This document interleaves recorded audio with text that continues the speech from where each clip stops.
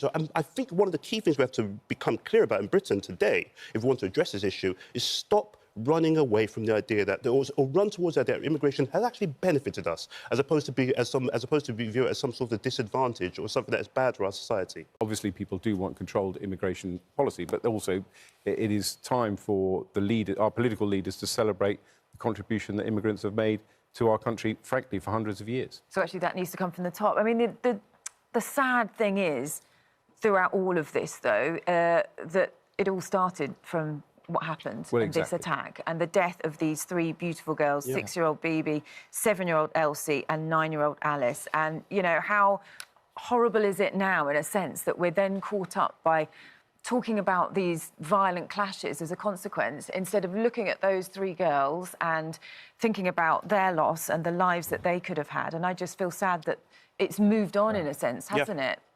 Because of that. Yeah, it's very sad.